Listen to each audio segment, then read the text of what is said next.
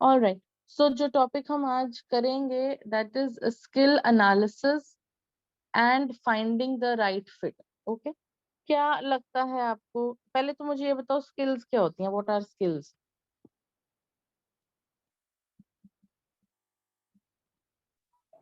Ma'am कला। कला, okay ठीक है, वेरी मैम गुड। खूबियां किसी इंसान के अंदर जो होती हैं। वेरी गुड वेरी गुड, खूबियां मतलब the ability to do something in a good way, right?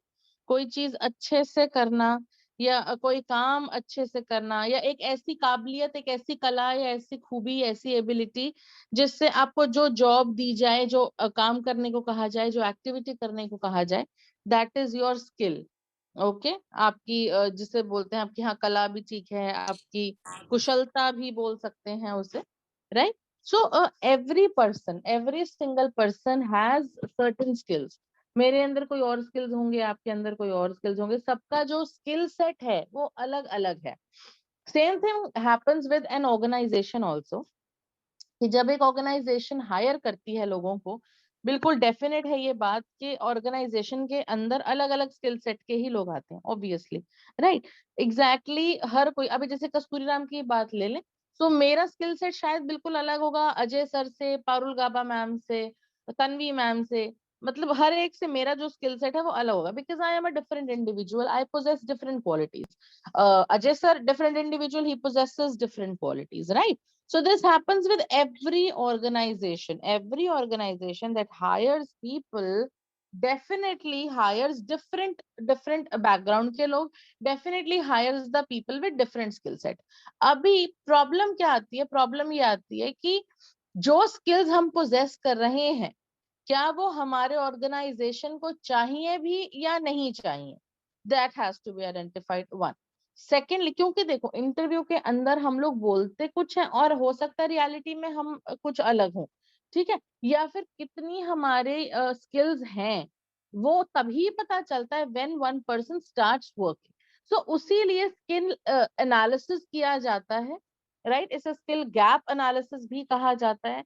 अब ये क्या होता है, क्यों करते हैं, क्या बेनिफिट है, we'll talk about that. Okay, so one of the direct ways for your organization to achieve peak performance is through a systematic evaluation of your workforce skills in relations to business operations. यानी कि सबसे direct तरीकों में से एक जो तरीका है हर ऑर्गेनाइजेशन के लिए कि वो पीक परफॉर्मेंस अपनी अचीव कर सके, वो क्या है? एक सिस्टमैटिक इवैल्यूएशन किया जाना चाहिए। किसका? आपके वर्क फोर्स स्किल्स का। आपके मतलब किसके? अपने एम्प्लॉइज के।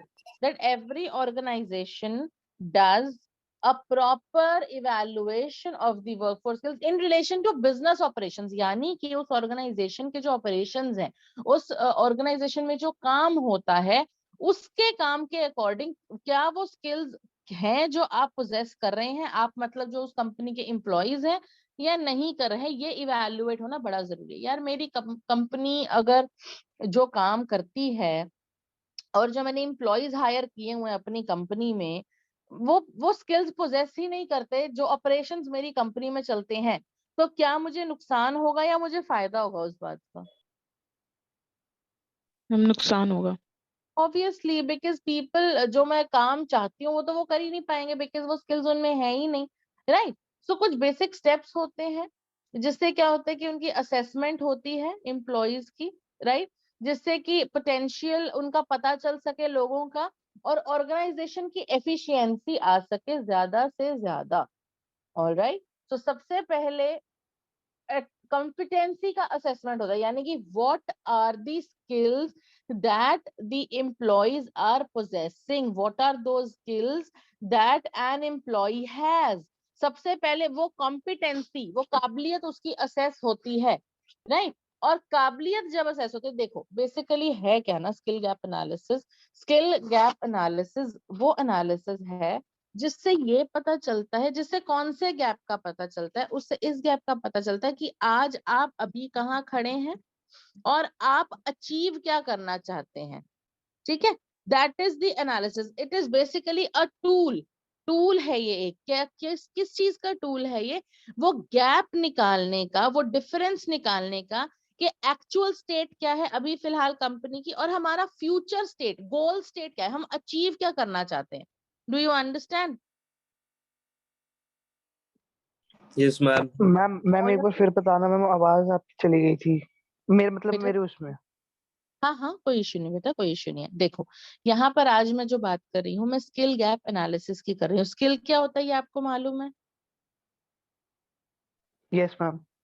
राइट. तो अभी स्किल गैप क्या है? गैप मतलब डिफरेंस. किस चीज का डिफरेंस? डिफरेंस ये कि अभी फिलहाल जो कंपनी का एक्चुअल स्टेट है, जहां पर कंपनी खड़ी है और जहां फ्यूचर में पहुंचना चाहती है, उन दोनों के बीच का gap. Basically for every HR, for human resource, skill gap analysis एक वो तरीका है, एक वो टूल है ये जानने का कि कौन से वो स्किल्स एंड नॉलेज हैं जो लैक कर रही हैं एम्प्लॉयज के अंदर. Do you understand? मेरी कंपनी का जो गोल है वो मैं जानती हूँ. अभी उस गोल को पूरा करने के लिए नेचुरली मुझे ऐसे एम्प्लॉयज को ही हायर करना पड़ेगा जिनका स्किल सेट उसी चीज में. चलो एक छोटा सा एग्जांपल लो कि Kasturi Ram is a teaching institution, right? अब कॉलेज के अंदर अगर आप लोग प्रोफेसर्स को हायर करने की बजाय, अगर कस्तूरी राम ने चाहे कितना भी इंडस्ट्री में जिनका एक्सपीरियंस हो, कितना भी अगर वो उन लोगों को हायर कर लेते, तो क्या वो बेटर प्रोफेसर्स बन पाते? आप लोगों को समझा पाते, सही तरीके से पढ़ा पाते? नहीं मैम. No ma'am. नहीं. वाई? चाहे उनका No. अपनी फील्ड में कितना भी एक्सपीरियंस होता, लेकिन उनका इस फील्ड में एक्सपीरियंस नहीं है. यू नीड टू अंडरस्टैंड कि हर एक काम के लिए एक अलग स्किल सेट चाहिए, एक अलग स्किल होनी चाहिए, राइट? हर ऑपरेशन के लिए, हर कंपनी के लिए. यार खाना जो एक रेस्टोरेंट है, नेचुरली उसमें शेफ की जरूरत है, वेटर्स की जरूरत है ना? क्यों? क्योंकि शेफ एक का ही काम है ना खाना बनाना, या वेटिंग स्टाफ वेटर्स का ही काम है खाना सर्व करना. So this is the kind of skill set required there. ठीक है. टीचिंग इंस्टीट्यूशन में एकेडमिशियंस की जरूरत होती है. इंडस्ट्री के अंदर उन लोगों की जरूरत होती है जिनको फील्ड एक्सपोजर ज्यादा हो. So you need to understand that every field has got a different skill set का demand. That is why employers भी उसी तरीके से हायर होते हैं.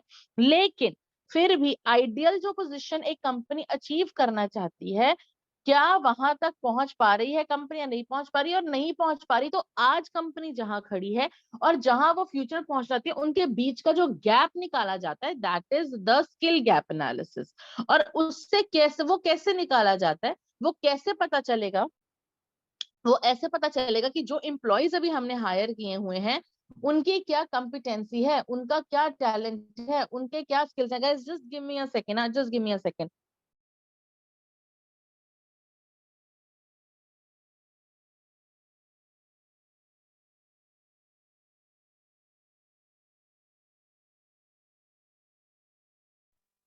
ठीक है, इतनी बात समझ में आ गई आप लोगों को अभी तक जितना बोला मैंने? Yes ma'am, Yes got it. ma'am. Yes ma'am. Right. So Yes ma'am. next, thank you beta, thank you. Now you need to understand another thing that is very very important. जब ये skill gap analysis होता है, उस basis पर वो skills का पता लगाया जाता है, वो knowledge का पता लगाया जाता है जो current employees के अंदर missing है. What will be the benefit of that? Please tell me. Any one of you please explain कि उन skills को क्यों निकाला जाता है जो current जो अभी employees हैं उनके अंदर missing है. Please explain somebody. क्या होगा उन स्किल्स का पता लगाकर? क्या फायदा होगा उससे? मैम आपकी आवाज थोड़ी कट गई थी, क्या पूछा मैम आपने? सोनटी, मैं ये पूछ रही हूँ कि एक तरीका जो स्किल गैप एनालिसिस जब निकाला जाता है तो उसमें ये पता लगाया जाता है मेनली कि अभी जो करंट एम्प्लॉयज हैं, कौन सी वो स्किल्स हैं जो उन एम्प्लॉयज के अंदर मिसिंग है, वो क्यों निकाली जाती? फिर क्या होगा उससे अगर ये पता लग भी गया कि एट प्रेजेंट जो एक कंपनी के एम्प्लॉयज है, ऑर्गेनाइजेशन के जो एम्प्लॉयज, उनमें ये स्किल्स मिसिंग है, what will happen after that? Ma'am अगर कुछ मतलब कि अगर उनमें कुछ स्किल्स वगैरह मिसिंग है तो पहले तो मैम हो सकता है उन्हें ट्रेनिंग दी जाए वेरी गुड, उस वेरी स्किल्स। Very good. शाबाश, एक्सीलेंट. और कोई?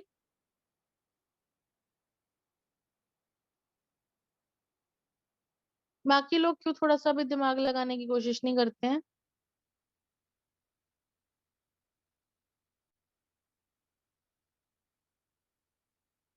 हाँ जी, कहाँ गए सर? हाँ हाँ, बोलो बोलो बोलो बोलो।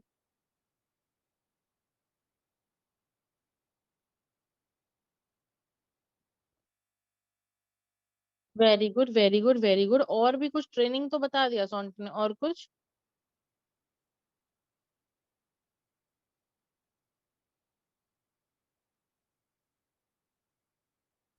डोंट यू थिंक कि कोई ऐसे भी स्किल्स हो सकता है जो डेवलप ना किए जाएं, तो फिर हायरिंग उस हिसाब से हो सकती है, ऐसा भी हो सकता है ना? Yes ma'am. जब तक हमें पता ही नहीं होगा कि क्या मिस आउट कर रहे हैं हम, how can we fulfil that gap, हम उस गैप को भरेंगे कैसे? ठीक है। तो बहुत ज्यादा फायदा होता है स्किल गैप एनालिसिस से। चलो पहले तो आगे चलते हैं, just a second. Why are people entering this late यार, 15-15 मिनट लेट यार।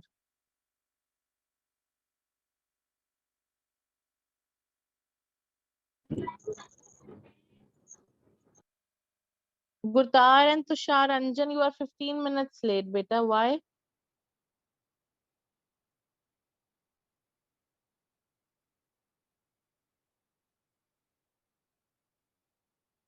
गुरतार, यस मैम। बच्चे 15 मिनट लेट आए आप क्लास में, क्यों? वो पहली क्लास है ना। अभी होश में नहीं आए? नहीं नहीं, अभी आऊंगा। अच्छा अभी आओगे, ठीक है। और तुषार, आपका भी सेम रीजन है, पहली क्लास है? हाँ जी। मैं सोया हुआ था ना। आप भी सोए गए थे, अच्छा ठीक है। 15 मिनट पहले का अलार्म लगा लिया करो दोस्त। चलो कोई बात नहीं, ठीक है, it's okay. Okay, next is अगली वाली ध्यान कॉम्पिटेंसी रख असेसमेंट। लूंगा। Thank you sir, thank you very much. Competency assessment के अंदर क्या होता है? कॉम्पिटेंसी असेसमेंट के अंदर बेसिकली हम लोग वही एग्जैक्ट स्किल रिक्वायरमेंट्स जो हमारी ऑर्गेनाइजेशन को चाहिए वो डिटरमाइन करते हैं, so that and that is the skill set for each job makes up the competency profile for the role और पोजीशन। ऑब्वियसली जब भी एक इंटरव्यूअर एक इंटरव्यू लेने बैठता है तो उसके दिमाग में ऑलरेडी ये होता है कि यार this is the job profile, ठीक है, and this is what I want in my employ.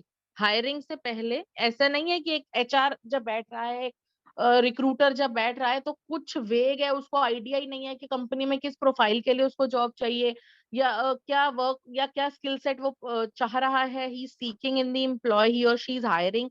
So this is something that is pre determined, okay.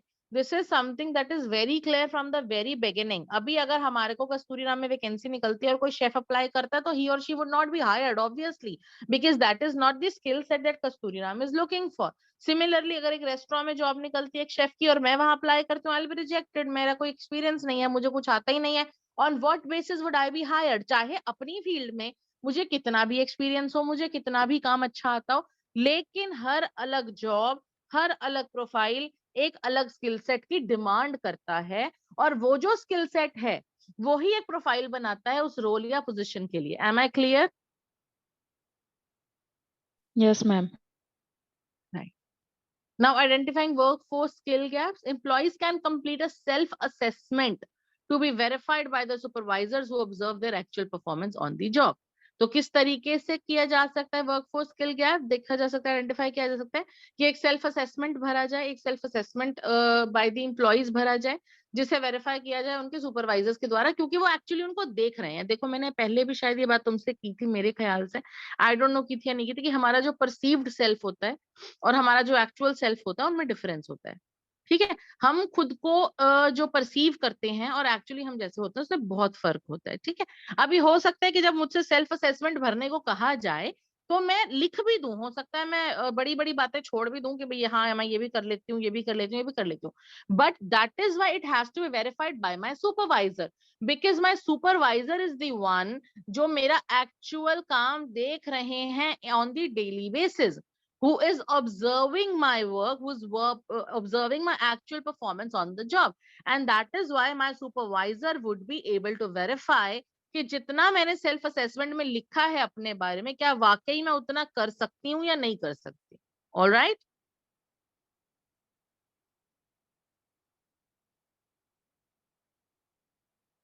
पता नहीं सब इतने चुप हैं कि मुझे पता ही नहीं चल रहा, होश में अभी यस कोई भी मैम। नहीं आया। थैंक यू सोंटी, बस सोंटी और रवीना ही बेचारे यस मैम करते रहते हैं, बाकी तो पता नहीं सुनते भी हैं या नहीं सुनते हैं। चलिए ट्रेनिंग प्लान ऑब्वियसली कि हम लोग क्या कर सकते हैं कि हर हेलो मैम, हाँ जी मैं भी हूँ बिकॉज बस पे हूँ इसलिए मैं कुछ भी नहीं बोल रहा मैम। क्या प्रिंस? मैम मैं बस पे हूँ, कॉलेज आ रहा हूँ इसलिए मैं कुछ भी नहीं बोल पा रहा हूँ। अच्छा अच्छा, कोई गाना बात नहीं प्रिंस, बज रहा है मैम। कोई बात नहीं, कोई बात नहीं, सुन रहे हो ना सब? यस मैम, सुन रहा हूँ मैम। ठीक है जी, ठीक है जी। अमय आप भी कुछ कह रहे थे बच्चे?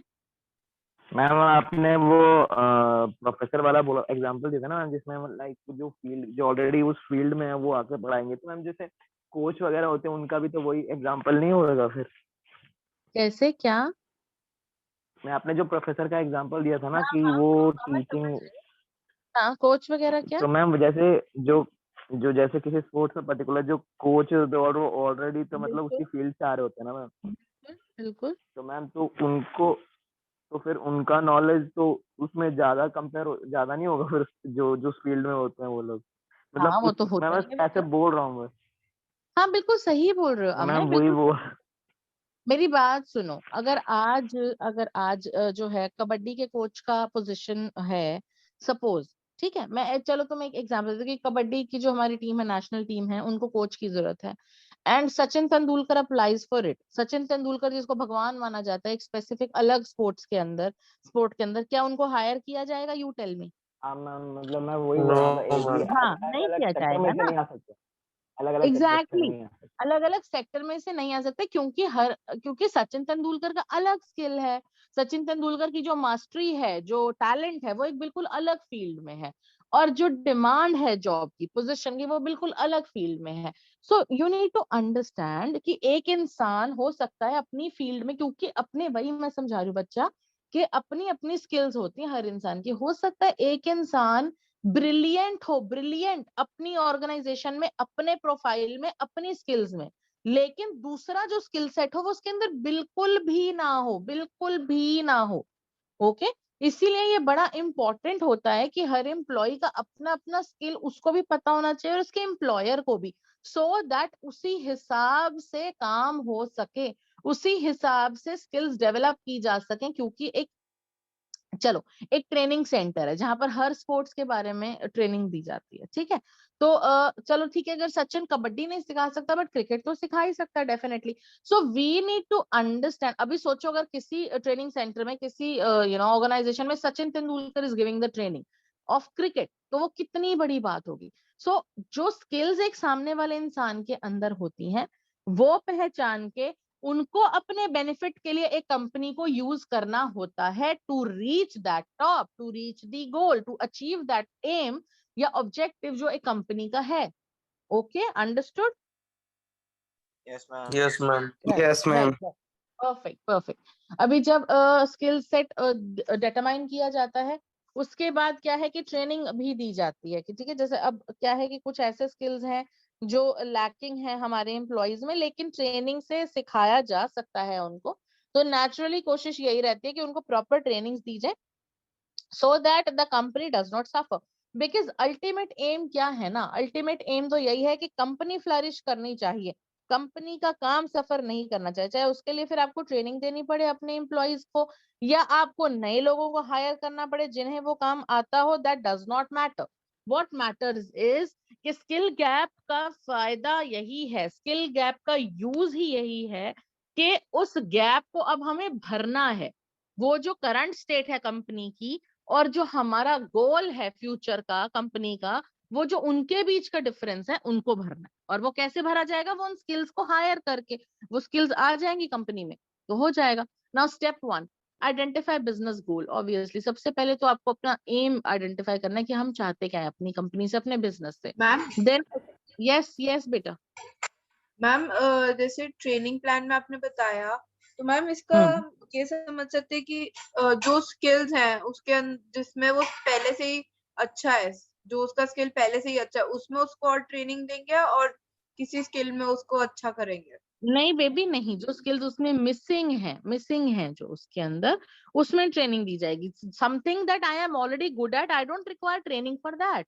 आई okay. Probably require training for something जिसमें मैं बहुत ज्यादा अच्छी नहीं हूँ, ट्रेनिंग तो उसी में चाहिए ना मुझे, क्योंकि एक यस चीज में मैम। जिसमें मेरी एक्सपर्टीज है, अभी आज तुम सचिन को अगर क्रिकेट सिखाने की कोशिश करोगे तो it's not required, he is master in it, right?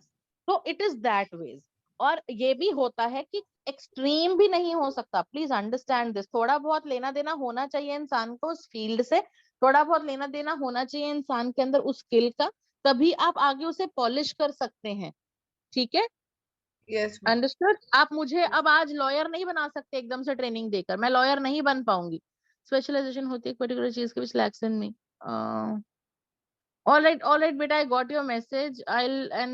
We will discuss it. Don't worry, we'll discuss it later. I don't think that you would want me to discuss this in class, and we will discuss. Okay, that is, I'm not taking your name.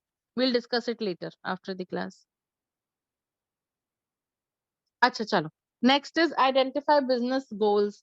ठीक है, sorry, first is identify business goals and then assessing the critical skills.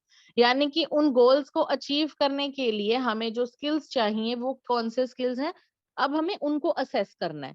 Then creating a project plan and strategic objectives articulate the desired state. अब हमको एक plan बनाना है कि हमें अपने गोल को बिजनेस के कैसे अचीव करना है। एक बड़ा जो एम है ओवरऑल, उसको अचीव करने के लिए छोटे छोटे स्ट्रैटेजीज बनाए जाते हैं to achieve something that is big in nature, and then articulate the desired state, कि जो स्टेट हम चाहते हैं पाना, कि भाई this is what we are aiming from our organization, this is what we are aiming for our business. You then what do? You try to express that effectively and easily, okay, clearly आप उसको express करते हैं ताकि सब तक पहुंच सके वो बात, सबको समझ में आ सके कि एग्जैक्टली कंपनी का गोल क्या है। आर्टिकुलेट का मतलब होता है expressing clearly, expressing okay in a way that it is easily understood. ठीक है बच्चा party? Yes yes ma'am. Ma'am. Right. उसके बाद आप डेटा कलेक्ट करना शुरू करेंगे। डेटा क्या होता है? कलेक्ट डेटा किस तरीके से होगा? वही जैसे मैंने बोला कि सेल्फ असेसमेंट फॉर्म्स वगैरह भरवाइए अपने एम्प्लॉइज से और देखिए कि भाई कहाँ पर वो लैक कर रहे हैं। Then you conduct focus groups. अब आप अलग अलग ग्रुप उठा लेंगे, ठीक है, जिसके अंदर क्या होगा कि भाई एक ग्रुप का देखेंगे अब क्या एक्सपर्टीज है, दूसरे ग्रुप का क्या एक्सपर्टीज है, इनके अंदर कौन सी स्किल्स लैकिंग है, इनके अंदर कौन सी स्किल्स लैकिंग है। So this is the process of doing the skill gap analysis in an organization, जो मैं अभी समझा रही हूँ आपको। Then comparing the outcomes of expert with outcomes of less experienced personnel. Obviously एक कंपनी के अंदर अगर जो लोग, कुछ लोग 25 सालों से हैं या 20 सालों से हैं, उनका जो रिजल्ट आएगा वो बिल्कुल अलग आएगा उन लोगों से जो अभी 6 महीने या 1 साल पुराने हैं। तो जो एक्सपर्ट्स हैं उनके आउटकम को कंपेयर करेंगे जो कम एक्सपीरियंस लोग हैं, कम एक्सपीरियंस जो एम्प्लॉइज हैं उनसे, ठीक है, सो दैट वो निकल कर आ सके गैप, वो रिजल्ट निकल कर आ सके कि कौन से वो स्किल्स हैं जिनकी ट्रेनिंग देनी चाहिए, दी जानी चाहिए, जिनकी ट्रेनिंग इंप्लीमेंट करनी चाहिए। I hope this is clear to all of you. This is very easy I think. Yes ma'am. Right. After that interpreting data and making recommendations. तो उसके बाद उस डेटा को आप इंटरप्रेट कीजिए, आप उसका रिजल्ट निकालिए और फिर रेकमेंड कीजिए। क्या रेकमेंड करना है आपको? कि भाई इस ग्रुप को इस ट्रेनिंग की जरूरत है, इन लोगों को इस ट्रेनिंग की जरूरत है, इन लोगों को इस ट्रेनिंग की जरूरत है। This is how you recommend. Then preparing the report that lists the missing skills and knowledge required to complete work successfully. और finally आपको एक रिपोर्ट बनानी है जिसके अंदर वो स्किल्स जो मिसिंग थी और वो उनका आप एक पूरा लिस्ट बनाते हैं, या वो नॉलेज जो मिसिंग थी जो जरूरी है काम को सक्सेसफुली करने के लिए, you have to maintain that. Then you have to prepare a training plan to address identified skills gap. ठीक है, उसके बाद स्किल गैप बेसिकली होता क्यों है? जब एक कंपनी की स्ट्रैटेजी चेंज हो जाती है या मर्जर्स हो जाते हैं या एक्विजिशंस वगैरह हो जाते हैं, जब एक कंपनी के अंदर भाई मैनेजमेंट ही चेंज हो गई, ठीक है, अभी जैसे मैनेजमेंट चेंज हुई वैसे ही काम करने के तरीके ही बदल गए। काम करने का तरीका बदला तो नेचुरली होता क्या है कि मैनेजमेंट चेंज हुई तो उन्होंने तरीके बदल दिए। अब तरीके बदल दिए तो जो लोग ऑलरेडी वहां काम कर रहे थे उनको दिक्कत होती है। हो सकता है वो, जैसे फॉर एग्जाम्पल मैं एक एग्जाम्पल देती हूँ, ब्रिलियंट एग्जाम्पल, कि आज से 20 साल, 25 साल, 50 साल, आई थिंक याद भी नहीं है कब से, हमें ये मालूम है कि जो क्लासरूम टीचिंग है वो चलती आई है। ठीक है, जब से टीचिंग का कॉन्सेप्ट है शायद तभी से क्लासरूम टीचिंग चलती आई है। अभी कस्तूरी राम के अंदर की बात ले लें तो ऐसा तो है नहीं कि सब लोग यंग टीचर्स हैं या न्यू टीचर्स हैं, 20-20 साल पुरानी भी टीचर्स हैं, मतलब जो थोड़े से एज में बड़े हैं वो लोग भी हैं यहाँ पर। तो सडनली क्या हुआ, जब हालात बदले, पूरा माहौल बदल गया, पढ़ाने का तरीका बदल गया, and every single one of us was not aware, and it was a challenge for all of us, for all the teachers, कि ऑनलाइन को अडेप्ट किया जाए और इस मेथड से पढ़ाया जाए। जूम है, जूम किसी को मालूम नहीं था, वेबएक्स है, किसी को मालूम नहीं था कैसे होता है, क्या होता है, तो हमें ट्रेनिंग दी गई, हमें सीखना पड़ा। Do you understand? क्योंकि आइडेंटिफाई किया गया, सबसे पहले एम बनाया गया। एम क्या था कि हम स्टूडेंट्स की पढ़ाई को नहीं सफर करवाना चाहते, नुकसान नहीं उनका करवाना चाहते। अभी हमारा गोल क्या है कि पढ़ाई कंटिन्यू रहेगी ऑनलाइन तरीके से। अभी ऑनलाइन तरीका है तो वो तो सबको आता ही, वो तो चैलेंज हो गया सबके लिए, वो तो किसी को आता ही नहीं था। उसके बाद प्रॉब्लम आइडेंटिफाई की गई कि प्रॉब्लम ये है कि भाई किसी को आता ही नहीं। अब ऐसा थोड़ी कि हम लोग पढ़ाना नहीं आता हम लोगों को, हमें पढ़ाना आता है, हमें ठीक पढ़ाना आता है, हमें अच्छा पढ़ाना आता है आपके टीचर्स को। लेकिन अभी जैसे ही हालात बदले और तरीका बदल गया, हमको नया तरीका नहीं आता था, right? For that we were given training, proper training, we were trained, we were taught, हमें सिखाया गया, हमें बताया गया कि आपको इस तरीके से करना है, ताकि वो जो गैप था स्किल सेट का, स्किल्स का, गोल को अचीव करने में, वो भरपाई हो सके, वो पूरा हो सके। एंड ईयर लेटर अभी हम सब लोगों को मालूम है कि किस तरीके से पढ़ाना होता है। हम सब लोगों को शेयर भी करनी आती है स्क्रीनिंग, हम लोगों को एनोटेशंस का भी पता है, हम लोगों को वर्चुअल बोर्ड्स का भी मालूम है, and we are all comfortable with it. Are you understanding? अभी कुछ समझ में आ रहा है पूरा point? Yes ma'am. Yes ma'am. Right. Skill gap ना किसी भी वजह से हो सकता है, जब कंपनी की पॉलिसीज बदल जाएं, मर्जर हो जाए दो कंपनीज का, एक्विजिशन, एक्विजिशन का क्या मतलब होता है मालूम है किसी को? To acquire something, acquisition word acquire से आता है, मालूम है क्या मतलब होता है इस बात का? हम जब एक कंपनी दूसरी कंपनी को अपने अंडर ले लेती, के मेजर शेयर्स खरीद ले, यस बिल्कुल ठीक है। जब एक्विजिशन ये होता है कि जब एक कंपनी दूसरी कंपनी के मोस्ट ऑफ द शेयर्स जो है वो खरीद ले, दूसरी कंपनी का को एक्वायर कर ले, अपने अंडर एक्वायर कर ले, जो बिजनेसेस में चलता रहता है, बड़ा कॉमन है। तो ऐसा नहीं है कि ऐसा होता नहीं है, बड़ा कॉमन है कि भाई ये कंपनी के सारे शेयर्स दूसरी कंपनी ने खरीद लिए या मोस्ट ऑफ द शेयर्स खरीदे और अब वो कंपनी उसके पोजेशन में हो गई, दैट इज कॉल्ड एक्विजिशन। तो ma'am after analysing the ma'am gap between the, yes yes बेटा, मैम एक बात बताओ मैम, मैं कंफ्यूज हूँ जी, थोड़ा। हाँ जी, मैम आप एक कंपनी रन कर रही थी, ठीक है? हम्म आपकी कंपनी ना मैंने खरीद ली, एक्वायर कर हम्म ली मैम। मैम हम्म 75% शेयर मैंने आपकी कंपनी के खरीद लिए। तो हम्म अब मैम आपकी कंपनी आप रन करेंगी या मैं रन करूंगा? सर आप करेंगे, you will be the new boss of the organization ना, व्हाट इज द पॉइंट ठीक ऑफ यू ठीक है ma'am investing ma'am in it? Ma'am हाँ, सुनो तो मैम, पहले सुन तो लो मैम। अच्छा लड़ने क्यों लग जाता है सुबह सुबह मुझसे? मैम मैं ये कह रहा हूँ, अगर मैं चाहूँ कि मैं आपको बोल दूं कि ठीक है मैंने आपकी कंपनी एक्वायर कर ली है, बट जी, आप ही इसे रन करेंगी, आप ही इसके डिसीजंस लेंगी, तो ऐसा हो सकता है? बिल्कुल हो सकता है, but then I will be working for you, understand? पहले क्या था, पहले मेरे डिसीजंस थे, मेरी कंपनी थी, मेरी ऑर्गेनाइजेशन थी। अभी आपने खरीद ली, आपका ये डिसीजन है कि मैं उसे रन करूं, is a different thing, but anything that I will do, मैं आपकी मर्जी के बिना, आपके अप्रूवल के बिना, आपके हाँ के बिना नहीं कर सकती। So even if I am running it as a, as somebody under you. I am still accountable to you. I am still answerable to you. वो जो freedom था मेरे पास decision लेने का, वो मेरा छिन चुका है, because now you are the new owner of the organization and ultimately I am working under you. Understood? हाँ मैम, समझ में आ गया।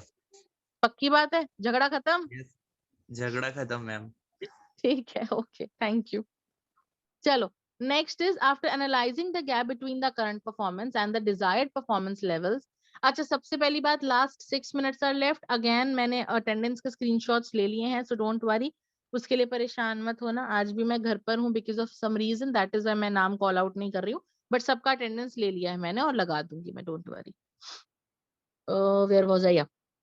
So after analyzing the gap between the current performance and the desired performance levels, effective training professionals design, create, deliver and evaluate interventions. यानी कि एक बार जब हमें पता लग गया कि जो अभी की परफॉर्मेंस है और जो डिजायर्ड परफॉर्मेंस का लेवल है उनके बीच का क्या गैप है, उसके बाद जो इफेक्टिव ट्रेनिंग प्रोफेशनल्स होते हैं वो डिजाइन करते हैं, क्रिएट करते हैं और डिलीवर करते हैं इंटरवेंशंस को, यानी कि बीच के रास्ते निकालते हैं, तरीके निकालते हैं ट्रेनिंग देने के, ताकि हर एक को समझ में आ सके, हर कोई जो है बेसिकली उस लेवल तक पहुंच सके। इंटरवेंशन बेसिकली होता क्या है, act of inserting one thing between others. Already जो चल रहा है उसके अंदर इंटरवीन करना बीच में, ठीक है, बड़ा कॉमन वर्ड है इंटरवेंशन, इंटरवीन करना, राइट। देन रिजल्ट क्या आता है इससे, employees are enabled to develop both professionally and personally. Employees जो हैं वो डेवलप होते हैं प्रोफेशनली भी पर्सनली भी, जिससे कि वो डिजायर्ड स्टेट को अचीव कर सके, and definitely resulting in improved employee morale, retention and business performance. अगर एम्प्लॉय इंप्रूव हो जाता है तो उसका मोराल भी इंप्रूव होगा और रिटेंशन बढ़ेगा कंपनी के अंदर। रिटेंशन का मतलब क्या है, चलो मैं वही अगेन अपने इसी एग्जाम्पल से समझाती हूँ कि सपोज जब ऑनलाइन वाला आया और हमें सिखा दिया गया, हम लोग सीख गए, अभी सीख गए तो नेचुरली हम लोग कॉन्फिडेंट हो गए। सपोज मैं अगर अपनी बात करूं हाइपोथेटिकली, और मुझे अगर चैलेंज आ रहा होता है ऑनलाइन पढ़ाने में और मैं नहीं सीख पाती because of any XYZ reason, तो इस टाइम पे पिछले 1 साल से जो हालात चल रहे हैं, क्या मैं किसी भी काम की थी ऑफ कस्तूरी नाम? Was I serving no Kasturi नाम ma'am. in any way? No No. Ma'am. वो लोग चाहे मैं कितना भी अच्छा पढ़ाती थी ऑफलाइन में या क्लासरूम टीचिंग में, लेकिन जब हालात बदले, चेंज हुआ और मैं वो नहीं स्किल्स अचीव कर पाई, मैं वो स्किल्स लर्न नहीं कर पाई जिनकी आज जरूरत है कंपनी को, then I am of no use. मुझे रिटेन नहीं किया जाएगा बाय द ऑर्गेनाइजेशन, मुझे निकाल दिया जाएगा इन दैट केस, और मेरा रिप्लेसमेंट हो जाएगा, किसी और को रखा जाएगा। और अगर करंट एम्प्लॉयज ही सीख लेते हैं नए स्किल्स को तो नेचुरली रिटेंशन बढ़ता है। क्यों लोगों को नए हायर करना है, उन्हीं को काम सिखा दिया आपने जिनका ऑलरेडी आपकी कंपनी के साथ